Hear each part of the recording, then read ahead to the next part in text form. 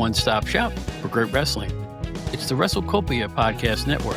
Ray Russell brings a host of great shows right to your device. There's the Wrestling Memory Grenade, Regional Wrestling, The Wrestling Stoop with Bob Roop, The Amazing Puro Academy Show, Retro Wrestling Review with Gene Jackson, Dave Dynasty's long-running hit, Wrestling Nostalgia, Monday Warfare, Raw vs. Nitro, the hilarious Other Ship podcast, and a whole lot more. Great shows and great guests, but where do you find all this stuff? Really simple. Try logging on to WrestleCopia.com. As I like to say, it's your one-stop shop for great wrestling memories.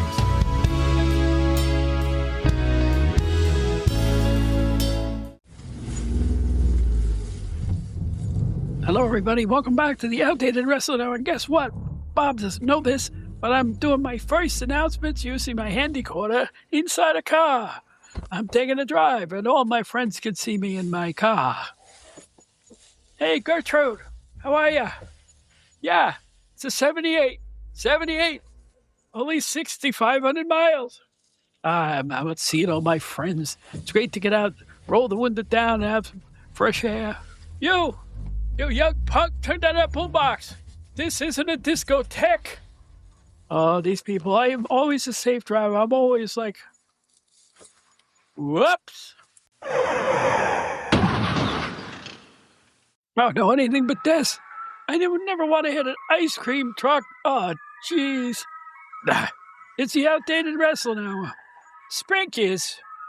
I want a large vanilla cone with Sprinkies.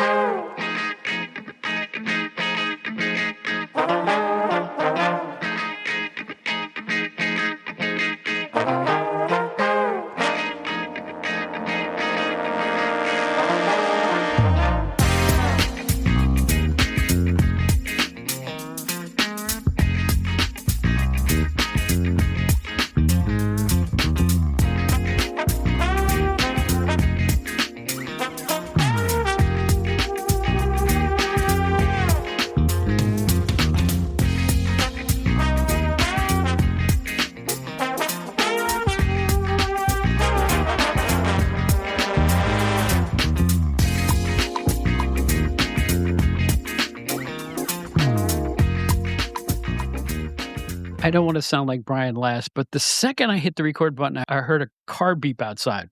Beep, beep. Is that going to end up on the tape? I don't know. Anyway, welcome Joe Puccio back to our good graces here. He's the old Turk. You sure it wasn't the Roadrunner? Huh? You calling me a coyote? Oh, we're so whimsical here. No, I'm like, just like Brian Last, I don't want any peep of anything from real life in here. Yeah. I have noticed my dog made a couple guest appearances on recent shows. You can't help it. The dog barks at the door all the time, and it's like, this is what happens when you record at home. I could go right into Manhattan and spend something like $150 an hour to do podcasting, you know. I could do that. No, I couldn't. Too cheap. I think we can excuse the very infrequent dog barks. I listen to a syndicated national radio show every day, and the woman who is the host of the show does it from her house. I think she built an entire studio in her basement or something like that.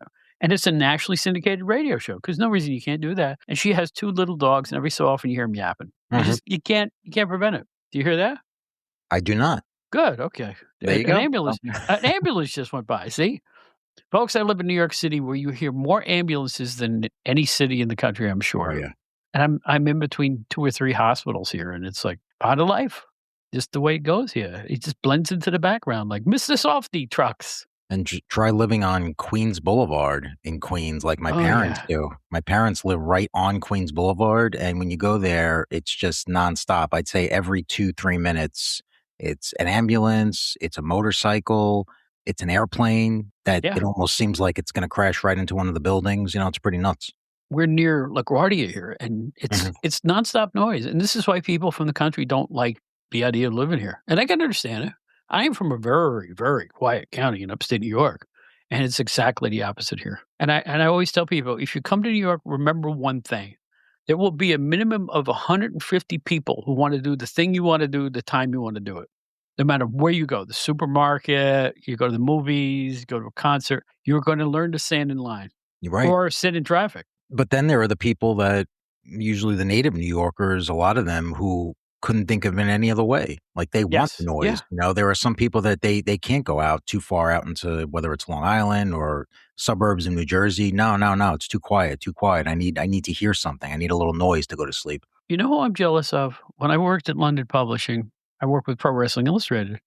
We also published KO and one other boxing magazine, and then eventually bought the Ring magazine for a while. I sat desk to desk with the famous Steve Farhood, who's now one of the great boxing commentators on television. He never got behind a wheel once in his life because he's been in Manhattan his whole life.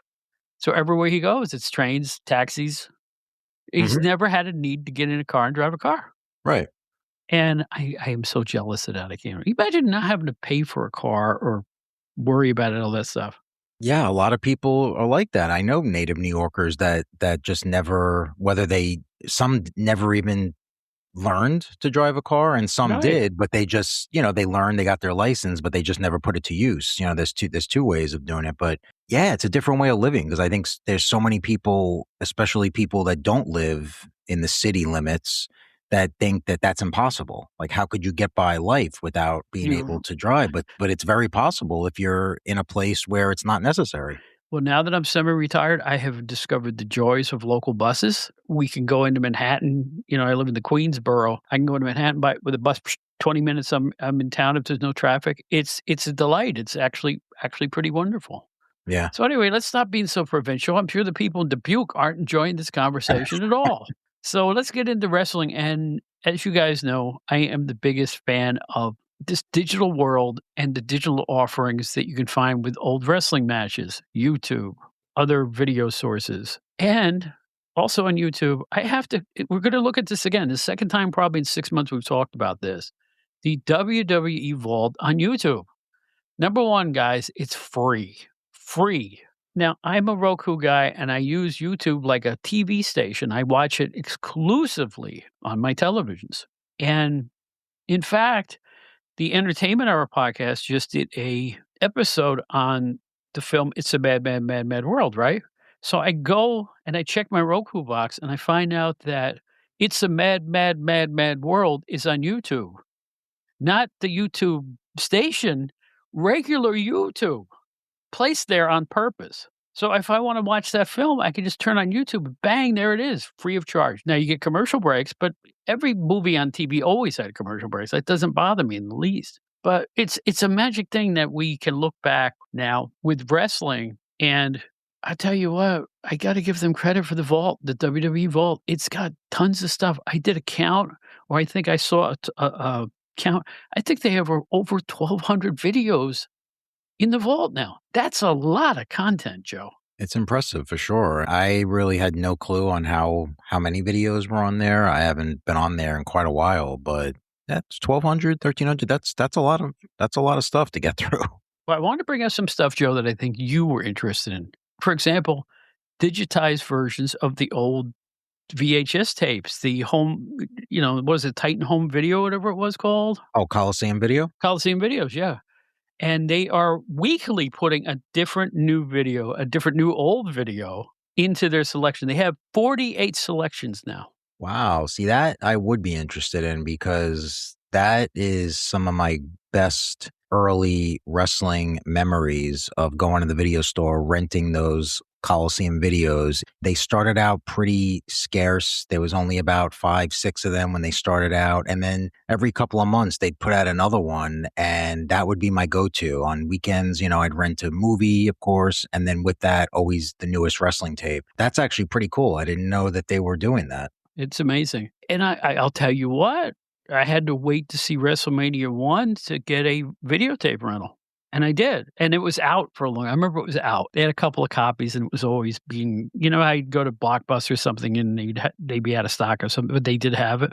I saw WrestleMania 1 on VHS tape. No question about that in the day. I saw it at a friend's house initially. I do remember wanting to see it again because when I was at the friend's house, it was kind of like, you're not really paying attention. You're hanging out. We were going in and out, playing around. So I vividly remember going to our local video store and trying to rent it myself. And every single weekend going in there with my dad and them, looking and seeing that it wasn't there, and getting so disappointed. It wasn't until maybe a month later where finally there was a copy there, and I was like, oh my God, I can believe it. It's so different today, You had to be patient renting VHS tapes. You had to be patient because it's like somebody else wanted to see it at the same time, especially for something new and hot. Yeah. And WrestleMania was hot. Yep. In fact, wasn't it amazing how much wrestling they had in video stores?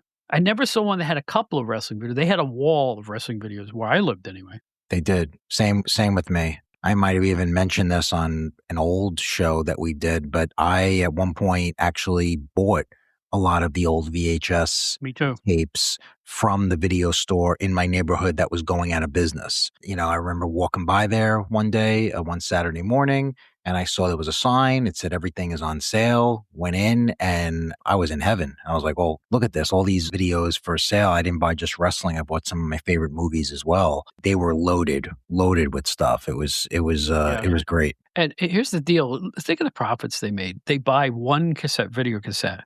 It rents a couple hundred times.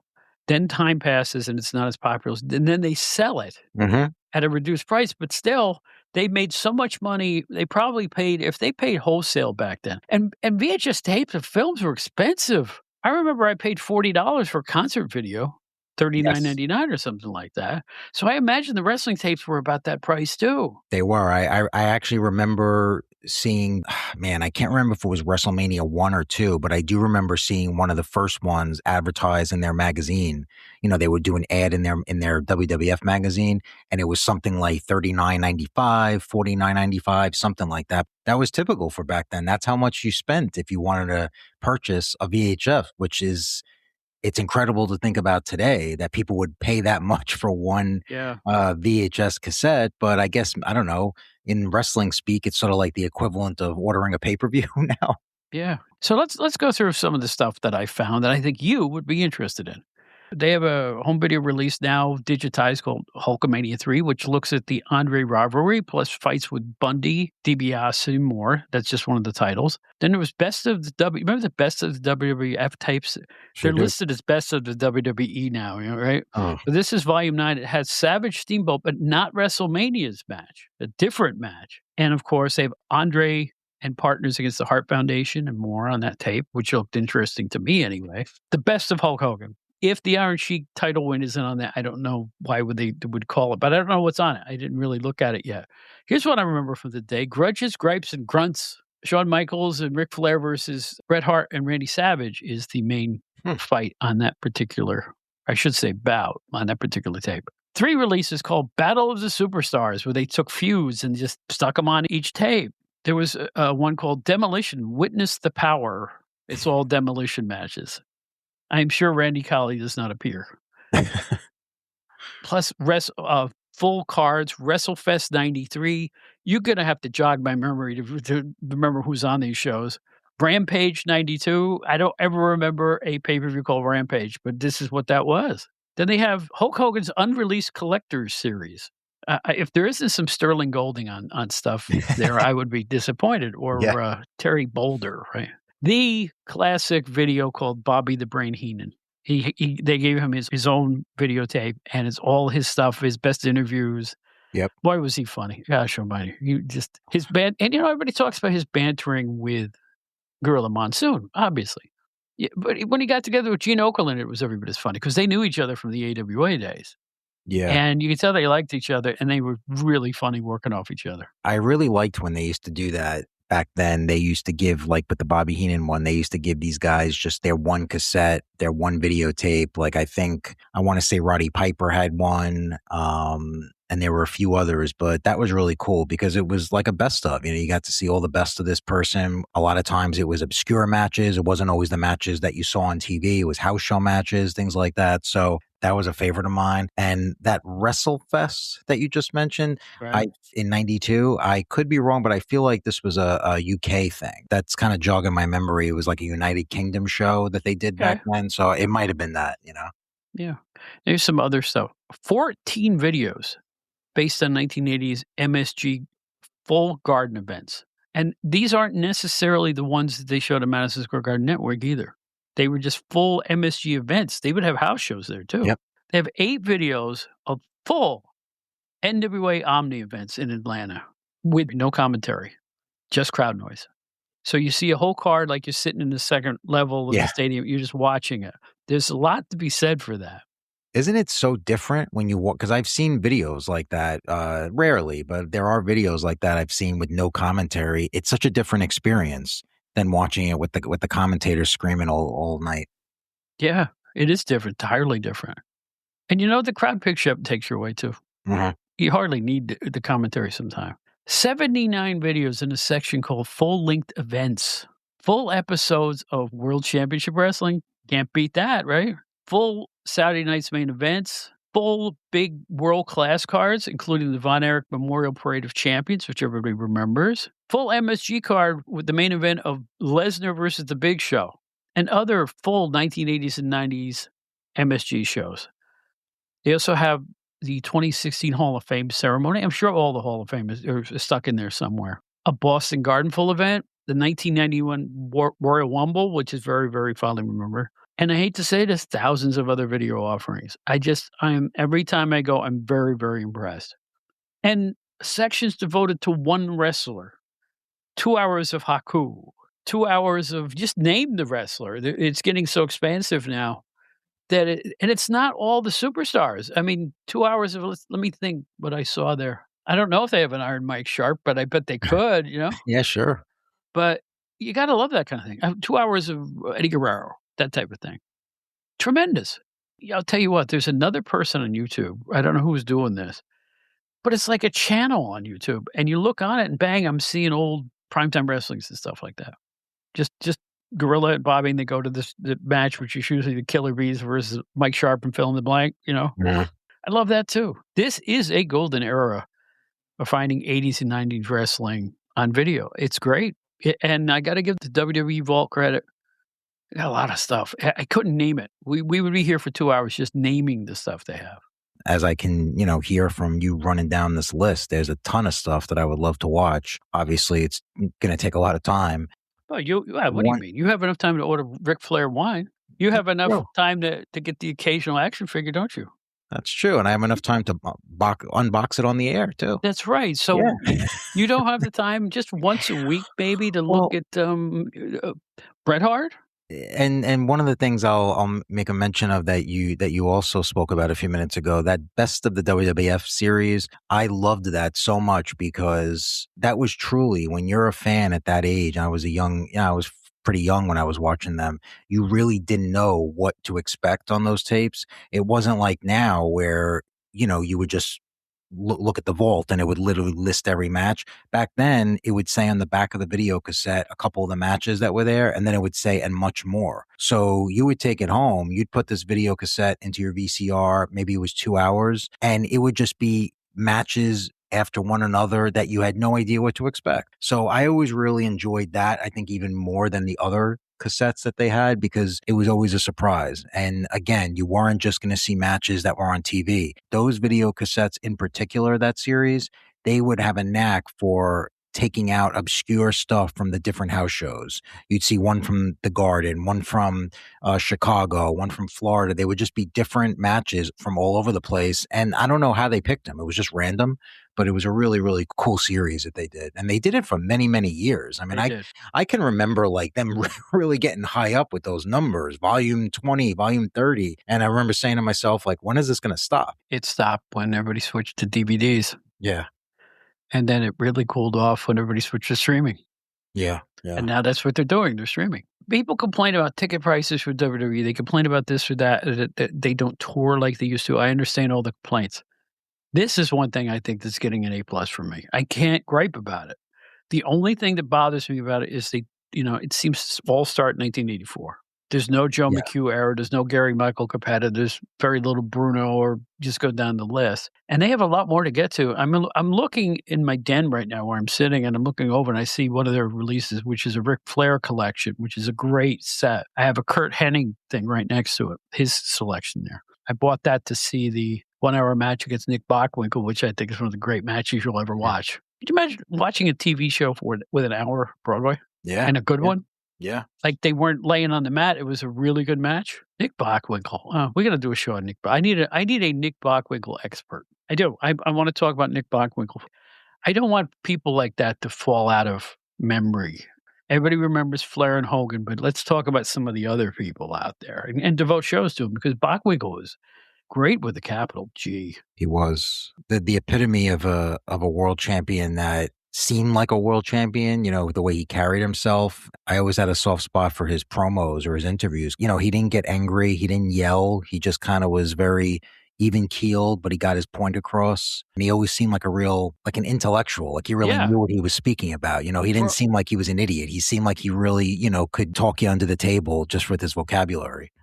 I just watched the video. I'm probably mentioning on the show for a second time, but where Mean Gene is interviewing him and Heenan, and they're complaining that the Vern Gagne sleeper was illegal and theirs wasn't. And he showed you why it wasn't. This is how Gagne does it. This is how I do it. You fell for it. No, I am telling you, my father saw an AWA match when it was on ESPN with Bockwinkel involved, and he thought the whole thing he was watching was real because he got hooked. He's flipping channels and he sees Greg Gagne. He hears the Gagne name, and he grew up with Vern Gagne, right? So he's into it. He's watching the kid and then Larry Zbyszko got in, and I think he bolted him with nunchucks. And he's like, you should have seen it. The numb piece of that thing went flying across the ring, and one guy's knocked out. And I go, Dad, I love you, man. Because you know what? I ended up with the magazines, and to see my father get fooled by wrestling was a joy. And I understand that. Isn't that interesting? Because it's like, you imagine someone that, knows, kind of understands wrestling and it's a show and, it's not legit in that sense, but they're so engrossed, they're so enthralled by what they're watching. And this guy, and speaking of someone like a Bockwinkel, is so good at what he does that he can actually get someone who otherwise would be like, it's all a show, to actually say, well, most of it's a show, but what we watched right there, that was real. It just speaks to how great that performer is, because it's not an easy thing to do. People might think, so what? You fooled someone. It's not easy to do. People always have weird opinions about wrestling. The stuff on TV, that's the fake stuff. But if you go to God, that's the real stuff. Right. What is the logic behind that statement? There is none. It's so funny. Right. You've heard it too, right? Oh, yeah. No. We got to go to God where they really fight. And I'm like, Imagine the guys get their call sheet and they see that they're going to be at the Garden tonight, and they're like, "Oh boy, we got to really fight tonight." It's not like what we have to do next week on TV. Damn. Those people were the wrestling social media types of today. But we'll get into that on our next show. Joe, good to see you, my friend. Generation X Wire, where the topics are always X-rated. No, I'm kidding. It's about Generation X. When I hear that, I think 80s into the 90s. Am I correct, or am I being full of beans? I mean, technically, Generation X is people that were born from like the mid-60s until like the early 80s. Yeah, okay. So it's in that wheelhouse, yeah. Okay. You got something new on anything? It doesn't have to be wrestling related. What's the newest thing you put up?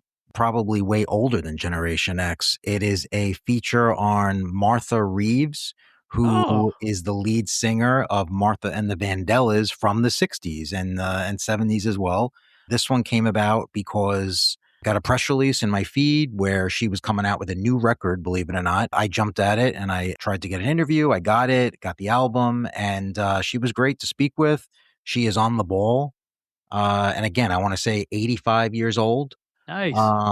She answered everything. She was great. I will say she did have with her on the Zoom, and it was 3 people on the Zoom. She also has one of her producers join her, simply because there might be some tech issues and things like that. So she wants to make sure that everything is under control, which I completely understand. And he was great as well. It was really enjoyable. It was great to talk to somebody like that, a legend. That's a real legend. Yeah, that is a legend, right? I mean, Dancing in the Street, Nowhere to Run. I mean, these are legendary Motown songs. So that was a really good one. That's one of the latest that you can find at generationxwire.com. There you go. And it's free, folks. Just type it in, just like you said, at generationxwire.com.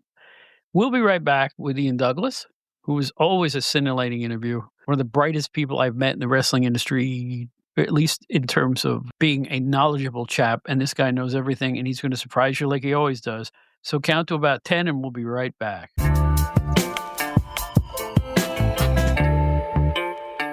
I don't know how this gentleman does what he does. I'm glad he does it.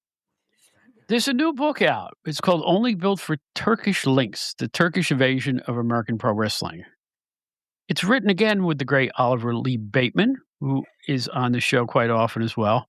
There's a foreword by John Bradshaw Layfield, better known as JBL, and an afterword by Tom Lawler. Ian Douglas is back with us. Ian, I always want to say the prolific and terrific, but you don't like the word prolific, do you? You don't think that applies to you? I don't like the word terrific either. You're just a humble gentleman. That's what you are. Well, hey, good to see you, my friend. Great to see you. Yeah, it's been a tumultuous few months, but I'm on my feet. Everything's good. I'll just start right off with the question. This one was out of the blue. You were kind of playing pussyfoot with me for a while because we were talking on a previous show about what's the next book going to be, and you were talking about a different kind of book that may or may not come out. That's all I'll say about it. 'Cause one day I look, I'm on Amazon, I go, what's this? I think I was the first one out here to notice this, to be honest with you. Seriously, did you notice I had talked about it? Yeah. So I was like, holy smokes. So go back a little bit. How in the world did you come up with this concept? The concept of working on this particular topic, oh, sure, that's easy. As I was working on Highland Games and Hippodromes, the book that preceded this, it was impossible once you get into the career of Dan McLeod and Duncan McMillan and the later matches of Duncan Ross. It's the Turkish influence on wrestling, on the landscape of wrestling during that period of time is absolutely inescapable. Starting with the fact that Dan McLeod is the holder of what is the World Heavyweight Championship. He'd taken it away from Farmer Burns. And over the course of just a few months after he wins it, Yusuf Ishmael shows up from Turkey. He's the hottest. He shows up really from France, but he's the hottest thing in wrestling on U.S. soil overnight. And Dan McLeod, who weighed barely 200 pounds on a good day, is immediately downgraded to being a middleweight champion. And everyone takes one look at Yusuf Ishmael and they surmise that Dan McLeod has no business on the same mat with him. He wouldn't stand a chance. It's really, even later in the Turkish invasion, McLeod, still holding what was the U.S. version of the World Championship, corrects the ring announcer and says he deserves to be referred to as the American champion. And that was really in deference to the fact that there were multiple Turkish wrestlers who showed up by that point of immense size. And it was really the consensus that no U.S. wrestler was big enough or strong enough to stand next to a Turkish wrestler, a full-size Turkish wrestler, and contend with one. And you also get that when Halil Adali shows up. You definitely get that when Nurullah Hassan shows up. And really, it took the rise of Frank Gotch, several years removed from the Turkish invasion, for North American wrestling to really recover from the Turkish invasion and for a North American wrestler to be seen as a champion worthy of the title of a world heavyweight champion. So as I was researching Highland Games and Hippodromes, it just smacks you in the face. And I said, well, what an interesting topic. And I don't think this has really been covered, at least not in the English language, from start to finish. So I decided it was up to me to take that on. One thing that fascinates me, I don't know how you do this. You managed to get A-list current pro wrestlers to write your forwards. I mean, last time we had Drew McIntyre, now you got JBL. How do you go about doing that? I mean, and how would you have an inkling that he would be interested in this subject matter? Oh, that was easy. I was already thinking about writing this. I was pulling relevant articles. This is with respect to JBL, working on an outline, a very rough outline. And then I was a guest on the podcast of JBL and Briscoe. and to discuss Highland Games and hippodromes. And JBL just started talking about how Yusuf Ishmael was his favorite heel of all time. And he absolutely adored the guy. And I said, oh, well, this is easy. If this is his favorite heel of all time, he's definitely going to want to be involved in the book. And the instant I told him about it, he said he was on board. That's amazing. You would figure his favorite heel would be Dory Funk Sr. or something. Stan Hansen. Stan Hansen. Yeah, that kind of thing. Yeah, exactly. But yeah, exactly. Mm-hmm. So that's pretty cool. And Tom Lawler, a relatively youngster when it comes to this stuff. How did you get him involved? Well, Tom is so obsessed with different styles of wrestling, like folk wrestling, regionalized wrestling. After he read Highland Games and Hippodromes, he reached out to me and he said, I'm pretty much the target demographic for this because I'm so interested in all of these very unique regionalized forms of wrestling. Like he'll send me stuff from Senegal where they're wrestling in the dirt. And, when the Kirk Pinar Oil Wrestling Festival was live this year on YouTube, he was watching every second of it, even though it was in a different time zone. So when I told him about this, he said, absolutely, this is right up my alley. So yeah, I've just been fortunate that in the process of writing these books, people who are interested in the subject matter, I either reach out to them or they reach out to me, or they reveal the fact that these are topics that they're interested in, and then we end up working together. And once again, for people who may not know you out there, you are a self-publisher. You'd never know it given the quality of the printing and the layouts and the books themselves. They look fantastic. And you use basically Amazon as your distributor. That's where people go to get them. Mhm. And as someone who's an aspiring book writer myself, I don't know whether to emulate you. I do have a little interest in my thing, by the way, but from one publisher. Mhm. But I kind of like the way you're doing it because your rules are the rules. And I think that leads to better books. Yeah. I don't know that there would have been any interest. We go back to Bohemian Rhapsody. That's just flat out too small. It's too small, too niche of a topic. Unless you're a pro wrestling fan from Florida or from the Bahamas, no one's going to be interested in that. So there isn't really even a point in wasting time trying to get it to a major publisher. So you might as well take something like that. You might as well take on yourself. A decided novelty, maybe there would have been an opportunity to get something like that in the hands of a major publisher, but that's something that I figured it would take 570 pages to tell the story properly. And a lot of the publishers are interested in how to maximize profit. How can we sell the greatest number of copies while saving the greatest number of trees? 570 pages, it seems like a lot. Let's see if you can squeeze it into 300. Well, you cut it down that much, I think you'd lose a lot of essential material. And I don't care about how many copies a book sells, really. I mean, the trick here is I look at the topics I'm interested in, the subjects I'm interested in, for which there are no pre-existing books, and then I sit down and write the book I want to read. I learn about the subject as much as I can. I write the book I want to read. And if anybody else is interested in reading what I want to read, I make it available for them to purchase. But other than that, I don't care about accomplishments or achievements. I mean, when they come along, I think it's cool. I just found out a week ago that the University of Richmond curated a decided novelty into their New American History project online, which was awesome. It was the first pro wrestling book to receive that honor. So when things like that happen, it's cool. But I just want to write the books that I want to read and to get them out to others as quickly as possible. And when you go through a publisher, sometimes you're forced to cut essential material, and it can take an extra year or so for that process. So there's also the delay. In my case, as soon as I'm happy with a project and think it's suitable for publication, I can post it, and there it is. I'll ask this question because I'm a fan of this man. How essential is Oliver Lee Bateman to your projects? Oliver Lee Bateman is essential in a number of respects. Oliver is one of my best friends in the world.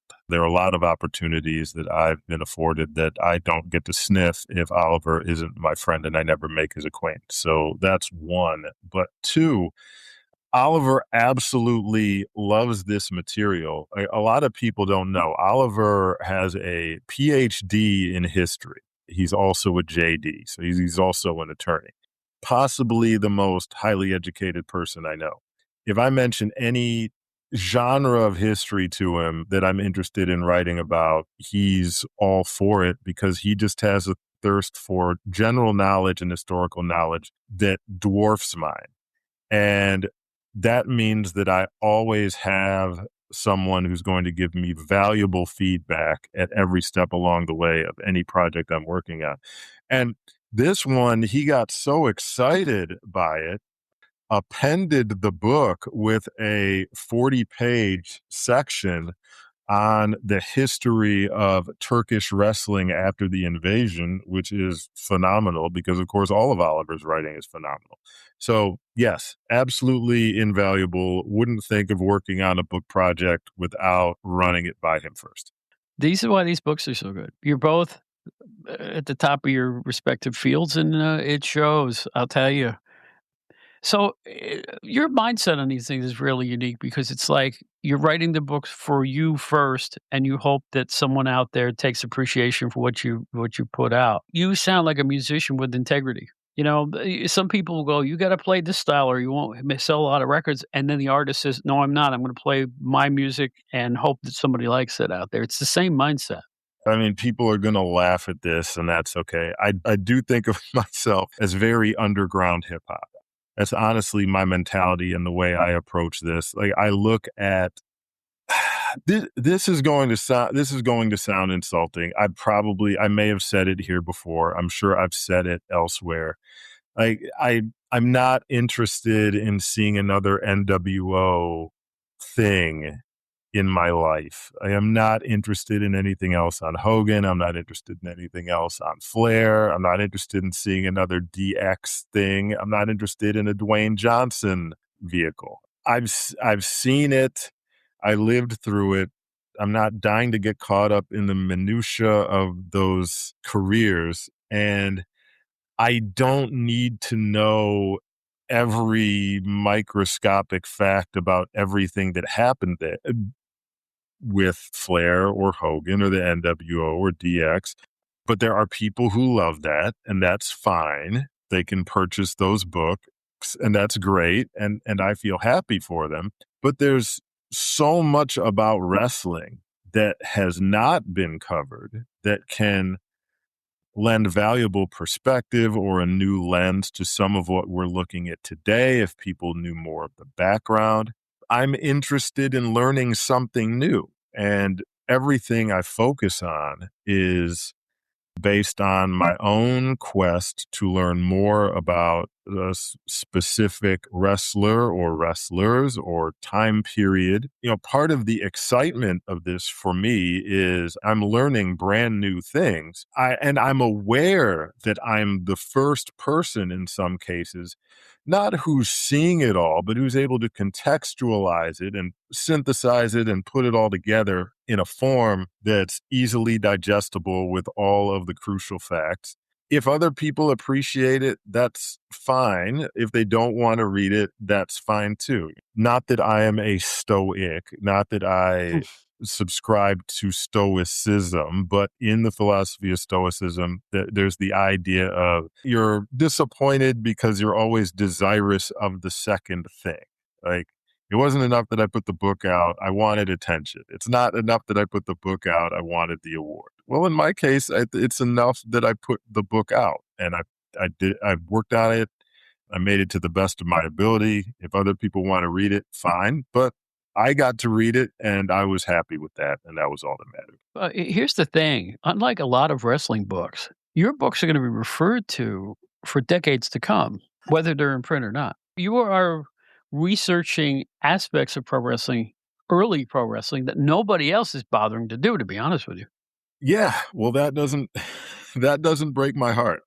Um, I think there is intense satisfaction in that. I think I've spoken to you about this before off camera, but this idea that, if it occurs to me to write Bohemian Rhapsody, I become more protective of myself and my life because I'm thinking, man, if I get hit by a car while I'm walking the dog, nobody else is going to write this. This information is never going to get out to anybody else, and that would be a tragedy. That definitely happened with the Decided Novelty. That happened with Highland Games and Hippodromes, and that happened here with Only Built for Turkish Links. And I work on stuff that I genuinely think is important. And if I didn't think it was that important, I mean, my time is valuable. I would find something else to focus on. But I'm not interested in, what was the name of that faction? I don't even remember their names. With Bobby Fish and Adam Cole and whoever else in NXT. Well, okay, exactly. You're seeing you're seeing Yeah. my lack of interest in as much as I can't remember the name of the faction. Yeah, But there's only, you know what? I'll be honest. There's only so much wrestling I can watch, and even these days, and NXT is kind of like the last on my pecking order, to be honest with you. yeah, and there's somebody out there who would probably think writing a book on the history of that faction would be the most interesting thing in the world. Yeah, yeah. And there are a lot of contemporary fans. It was relatively recent. They'd probably be more apt to run out and buy it. And that's great for them. But in my case, what's really appealing to me is sifting through the stuff that there's no footage of it. All you can do is really imagine in your head what it must have been like. And I mean, to me, that's cool. And that's what piques my interest. And that's why I work on those things. I go through your books on Amazon and I look for reader responses, where they leave a little review, the people who bought it. And a prevailing thought is, this is like new stuff to me. I didn't know what happened. So I get into these characters and I get into their travails and how they wrestled. And I think another thing that people are, including me, enlightened about is fixed wrestling matches go back way farther than I thought they did, all over the world. Yeah. And I think I think the entire pre-1900 period has just been whitewashed. Oh, all of this was real. Gotch was 100% real. Farmer Burns, absolutely. Evan Lewis, the original Straggler, yeah, all of those were real wrestling matches. And even as you're reading it, even as you're reading the article, you see it gets to the bottom. And by the way, this guy was a 3-1 favorite, and they're shocked that he lost. The sportsmen of the city were up in arms, or these two wrestlers, it was clear that they were involved in a fake match, and they were run out of town after making off with thousands of dollars. You see that story play itself out constantly throughout the paper. So, if folks did any more research on these topics than none at all, they would realize that even back then, the wrestlers had figured out ways to work the marks and make money off. This is 2 books in a row where I'm like, things have changed, but they haven't changed at all. It's like, it's just more modern now. Yeah. I mean, one of the reasons it could be argued that you couldn't have a sustained territory a sustained wrestling territory back then was because there was more money to be made off of swindling the public. Yeah. It's exactly right. Mm-hmm. I guess Mr. Pfeffer didn't invent all this stuff. You see, most Americans, if you say, where did wrestling become fake? And they say Jack Pfeffer. Mm-hmm. They really do. I think if you ask any, even older semi-historical types, they'll go, "Oh, Jack Pfeffer, he was the one who just kind of exploited everything." But no, there were financial and business reasons, even going back as far as this book, for people doing that. You have Duncan McMillan screwing people in races against their kids. Just because it has nothing to do with wrestling whatsoever. They just found a guy that they could dupe out of his life savings, and there they go. not to be admired, but there it was, right? Mm-hmm. So let me ask you just a nuts and bolts question, if it's okay. Mm-hmm. How long does it take you to research from soup to nuts? Call this book a cake.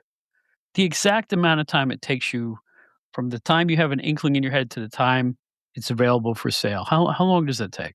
That is an excellent question. I think this one went for sale in either very late June or very early July. Mhm. I'm not sure. But if we back it up, I think Highland Games and Hippodromes went up for sale in late February. So yeah, March, April, May, June. Yeah, 4 months. About 4 months. But this one was relatively easy. So let's say from soup to nuts, Highland Games and Hippodromes took 6 months. And in this case, it took 4. And the reason this took 4 was because there was a lot of overlap in the time period. Like, I understood who was who because I'd just written Highland Games and Hippodromes. The Turkish invasion of American pro wrestling was a sequential event. The Yusuf Ishmael comes over. Yusuf Ishmael drowns in the Atlantic Ocean. A couple months later, Halil Adali comes over and basically takes his place as the Turk on the wrestling circuit. Halil Adali runs into issues with his manager, Lou Hausman, and is sort of forced to go into hiding on the West Coast. And when that happens, Kara Osman comes over, and he's wrestling in the Midwest, primarily against Tom Jenkins. And then Kara Osman leaves, and then and Halil Adali reemerges, wrestles for a little while, takes off, and then Nurullah Hassan shows up. And when he leaves, he sort of leaves the North American wrestling scene in shambles. So it was so neatly ordered together that really all I had to do was gather all of the information I could about each of them and then run it in order. You've done all these books. You've worked with all these wrestlers too, like Hornswoggle and, Steve Kern. We'll go down the whole list.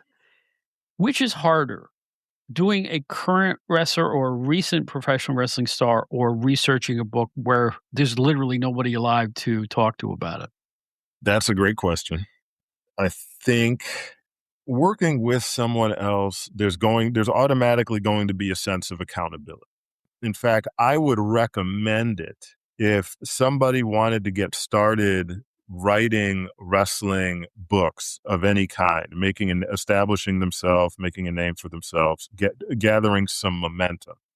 I would 100% recommend working with a wrestler who's reliable and will show up to work with you because you set the appointment. We're going to talk every Tuesday at 7 p.m. I think my arrangement with Kern was something like that, but Kern was there promptly every Tuesday or Wednesday or whenever it was at 7 p.m. So that way I knew 7 p.m. I'm going to be talking with Steve Kern. I'd better have some good questions prepared for him. And once it's over with, I'm going to have a 1 hour to an hour and a half transcript. Back then, definitely, I didn't use transcription tools because I was afraid that I might miss something. When I tried to work with it before, it just spat out such a block of junk that I figured I was better off going through it all myself and typing it out in something as close as I could to a book format as I was transcribing so that I could go back to it later and hopefully the cleanup would be minimal. But yeah, you establish accountability, you establish a rhythm, you get a transcript, you get enough of those transcripts together that you put together, you have all of the material you need, and then it's about ordering it and making it actually sound like a book that I would want to read and that hopefully somebody else would want to read too. So that system to me has more safety measures built into it to ensure that a book gets released. The other method, when you're just working on a topic on your own and nobody else is aware of the project, That's just pure discipline. Every day after the kids go to sleep between 10 and 11 p.m., I'm hitting the newspapers trying to get everything I can. Hopefully I get 1,000 words, 1,500 words worth of usable material. But because I have that discipline at this point, it's a piece of cake. Like between 10 p.m. and 11 p.m. every day, I'm going to be doing this, and I'm resigned to that fact, and there I go. I admire your work ethic, I'll tell you that much. Seriously. I because here's the thing. It's not like you have a book contract, or you're getting in advance or something of that nature that's hardly happens in the book industry now. But in the past it did. And it's a situation where this is really a labor of love. It's a labor to inform people of things they don't know now in the pro wrestling world, when the pro wrestling world tends to be myopic and doesn't have a memory that goes back longer than 6 months, or at least that's how the promoters think anyway, right? So I admire that. I admire your work ethic and your stick-to-itiveness and, to be honest, your secretism, because I didn't know you were writing this book, and we talk all the time. So when like I said, when it popped onto my Amazon feed, I'm like, "What gives?"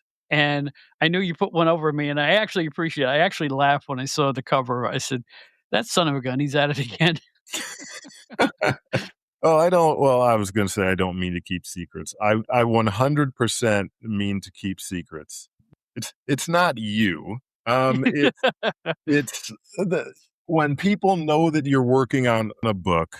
Like Stefan Richard right now is, he's posting the word count on the book he's working on every other day. Like it's 15,000, it's 30,000, it's 45, it's 75. I'm thinking, man, great. That's excellent progress, but I would never tip somebody off to what I was working on just because I don't want people reaching out to me constantly about when is this coming out.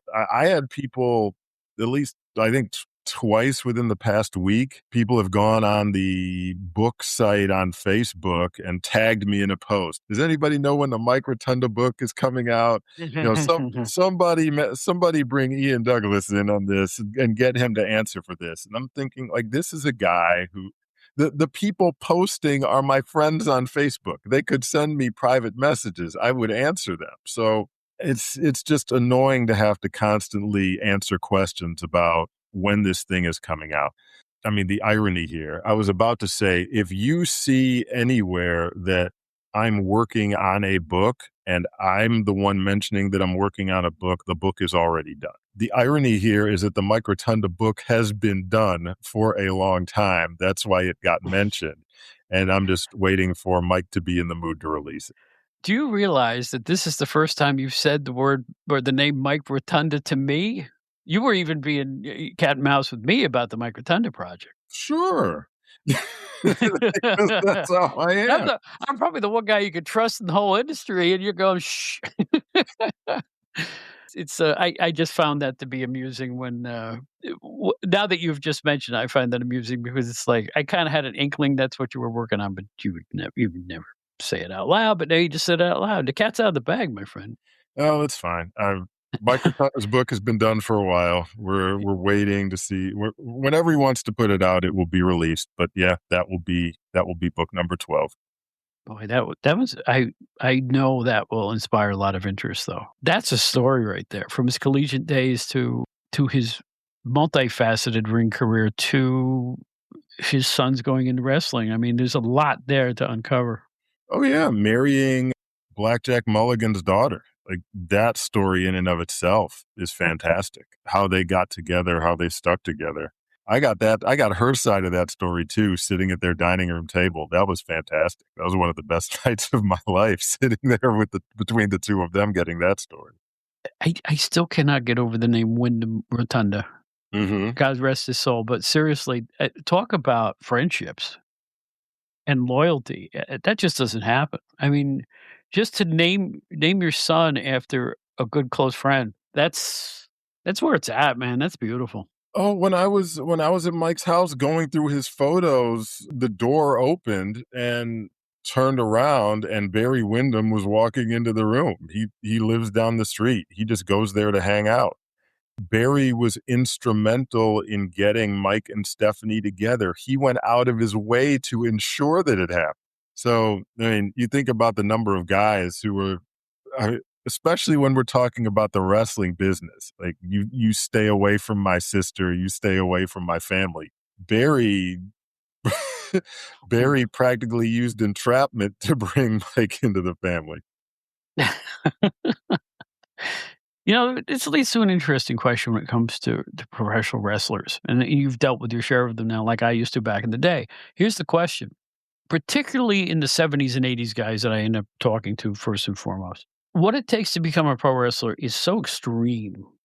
Like in the day, you'd literally have to shut off half your life to the general public, even though you were in the public eye. It was, kayfabe. It was a really, really unique thing to have to go through in an industry that does not welcome people with open arms to this day. In an industry that you can spend 4 to 6 years of your life just learning the rudiments of the sport and then still have nobody paying any attention to you, or you'll end up a multimillionaire when the thing is all over. So my question to you is, what's your impression of the professional wrestlers you've had to deal with as a group? As a group of individuals who did something that's singularly different, yet the whole world knows who you are.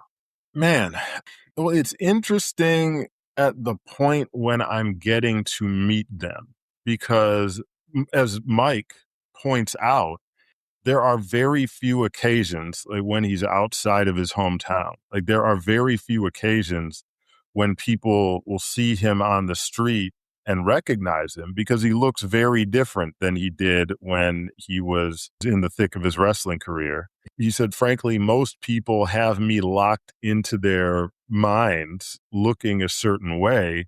So I'm essentially hiding in plain sight. Like they think of me 6'3", 6'4", 250 pounds with the suspenders and the tie. So fortunately he's lost some weight, but he was well over 300 pounds, usually wearing a camo hunting cap and everything else. And now he's more than 20 years old from his wrestling prime. Yeah, most people don't recognize him when he goes out in public.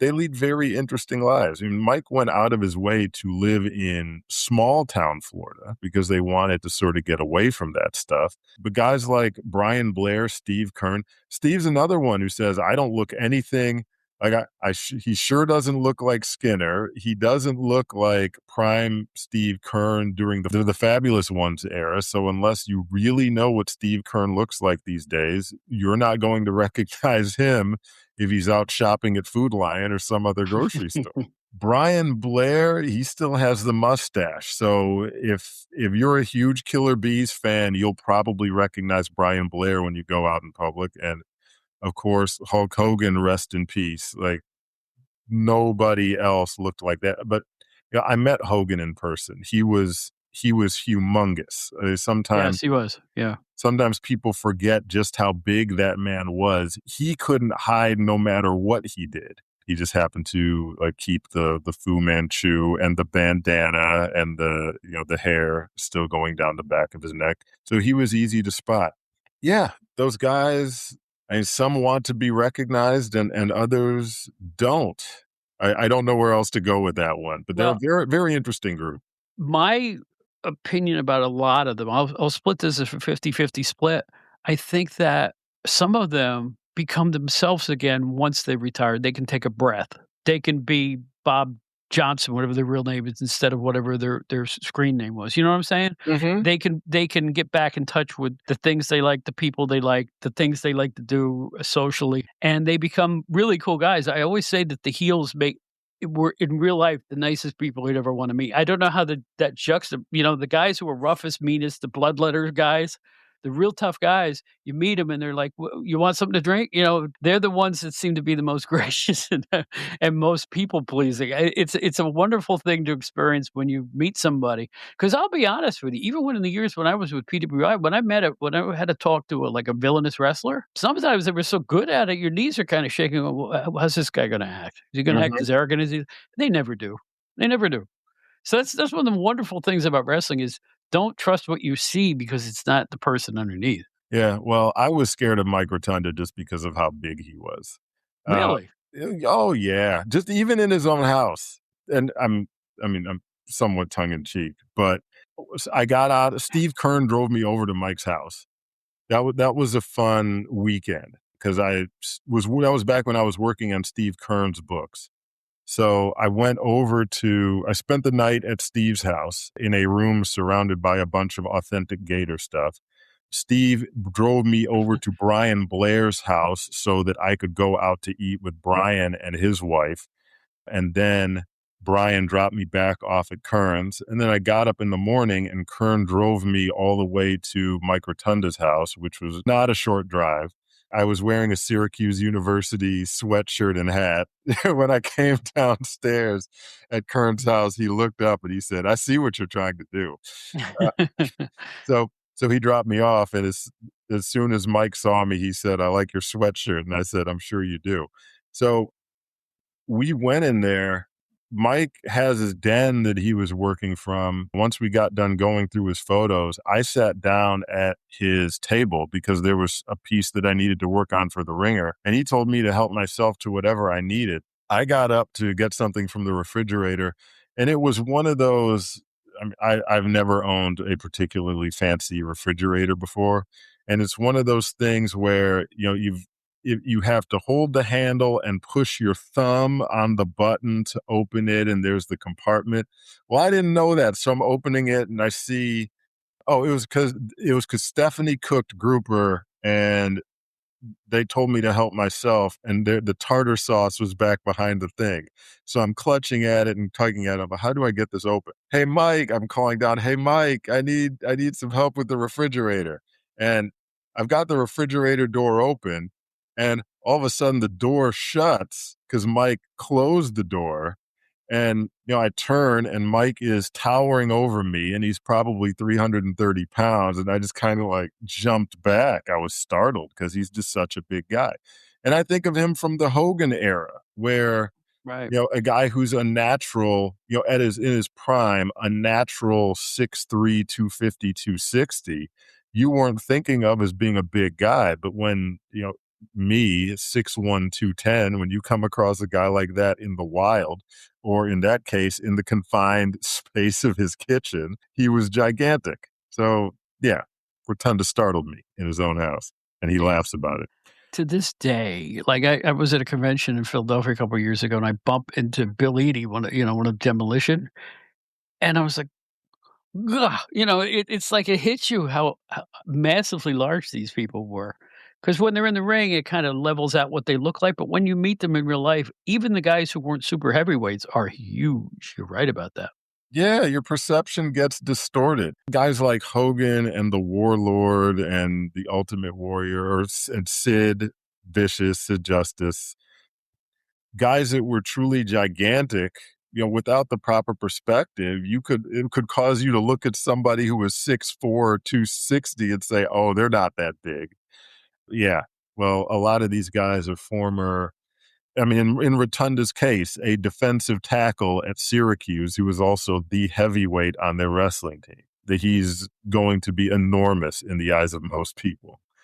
Funny story, I'm in Memphis backstage visiting Jerry Lawler when I was in Memphis as a musician one time, and I have my wife with me, and here comes Sid Vicious, and he starts doing calisthenics right in front of us with some chairs, pushing up against the chairs. Mhm. He leaves, and she goes, "Oh my god, I've never seen anything like that in my life." And it's true, Yeah. most people haven't, it's like the fact that he was basically naturally like that was these are phenomenal athletes, we can never forget that.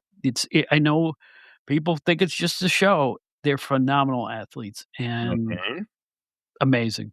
These are amazing people, they really They are. really are. They They are. really are. And you know what else is amazing? Ian Douglas in his new book, Only Built for Turkish Links, The Turkish Invasion of American Pro Wrestling. It's out at Amazon.com. And the beauty part is that's all I have to say about it because it's the only place you can get it, right? That's Basically. right. That's right. So it's so good to see you, my friend. I would have had you on early, but as you know, I had my mouth rubber banded shut for 2 months and I couldn't really talk. It would have been kind of a hard show to put together. So And we're all thrilled to hear your voice again. Well, thank you. I appreciate that. I really do. So anyway, get this book, get any of these books, get Rhapsody's my favorite, by the way. It's become my favorite. It's because it's something I had an inkling about, but had no access to finding out about. And to me, that was like, it's like Brian Solomon's book about the Sheik. He talks about stuff in the territories I had no inkling it was going on, and I was in the business. So to you and him, thank you. You're enriching my wrestling life, even in my old age, my friend. Oh, please. but you're welcome. I'm glad. I'm thrilled when I hear that anybody appreciates anything I write, because again, I'm my own primary audience, but it's nice that some other folks are able to appreciate it. That really makes my day. Well, I certainly do, and the other wrestling people that I know will also appreciate what you do, so thank you. Thank So, you.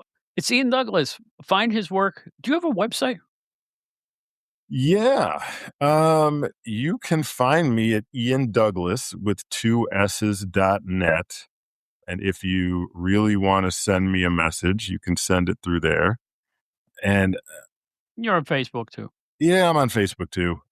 There's also a Darkstream website, but right now I honestly can't remember the name of it, whether it's Darkstream Press or what. So let's just stick with iandouglas.net. There you go. Folks, these are wrestling stories, wrestling figures, and wrestling history you won't find anywhere else. All brought to you by Mr. Ian Douglas. We'll talk soon, won't we? We sure will. Bob, thank you so much again for having me on your show.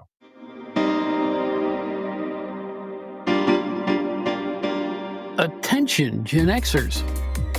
If you'd like to explore the era that appeals to you, look no further than GenerationXWire.com. The generation who grew up with the elite in entertainment, music, movies, TV, books, pro wrestling, and more finally has a one-stop destination for all their Gen X needs. From Aerosmith to Batman to the Killer Bees to the Twilight Zone, there's something for everybody at GenerationXWire.com. You won't find a more eclectic mix of pop culture content than at the leading website that specializes in the greatest generation, GenerationXWire.com. Check it out today.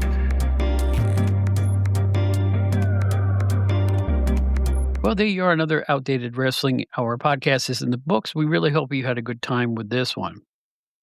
Nobody like Ian, like I say, his new book is available at Amazon. That's it. I kind of like that. You don't have to go searching or guessing where you can find the book. Just go to Amazon. Perfect. Simple. Things need to be more simple these days, right? Well, anyway, thanks for listening again. Write to us, outdatedwrestling@gmail.com. We're on every social media app you can think of. My main jam is Facebook. We're also at, or at least under my name, or outdated_Bob. Let's see, Threads, X, Instagram, and Facebook. I think that's it. There's probably one more mixed in there, but I just have an old man memory and I can't remember what it is. But we do put placards up every Friday to let you know what the show's about. So if you're a fan of any of those social media apps, check there. You can usually find me there. Also, if you're on our website, outdatedwrestlinghour.buzzsprout.com, you can hear all of our old episodes going back to almost 4 years. Press of a button, free of charge. A lot of great guests. People may surprise you there that you never thought we'd have on the show, but we did. And in the weeks ahead, we have more exciting new guests for you on the show, so I'm hoping you're looking forward to that. But in any event, it's outdatedwrestlinghour.buzzsprout.com, where our fan club is too, for a nominal fee of $3 a month if you'd like to help contribute. You can help perpetuate the ongoing adventures of not only this podcast, but our sister podcast, the Outdated Entertainment Hour, where we look at movies and books and magazines and TV shows and record albums and musicians and concerts. Go down the list. We're going to talk about it all. And by the way, that show we did about the New York City independent stations is our highest rated show yet. And I really appreciate everybody for checking that out. And thanks for Steve Generelli for coming up with the topic. Anyway, I think that's it for now. I'll leave you be. We release new podcasts every Friday here in New York City and at the stroke of midnight. Now, that doesn't mean you'll find them all at the stroke of midnight. That's when they're released. It's complicated. They get released to the podcast apps out there. And soon afterwards, they're up. You can hear them. We are thinking of leaving YouTube. I am not sure yet, but we're just thinking about it at this point. There's some behind-the-scenes machinations I'm not exactly pleased with, so we may leave YouTube. So if you watch us on YouTube, watch us. We just have a placard like Cornette showed us. Right? We don't have a video component. Who wants to look at this? I'm pointing at my face. But if we do leave YouTube, we will announce it and then leave and not leave it in a lurch in case you're using that. We would much prefer you use the podcast apps anyway, but YouTube is getting to be, well, I'll leave it at that. It's getting to be. That's it for now. My name's Bob Smith. This is the Outdated Wrestling Hour. We'll see you next Friday or anytime throughout the week. We're available at the press of a button anytime you want to hear our shows. So until next time, Ringo Starr's on tour. Finally on tour this summer. He waited till the end of the summer. And you know what he says? Peace and love, brothers and sisters. Peace and love.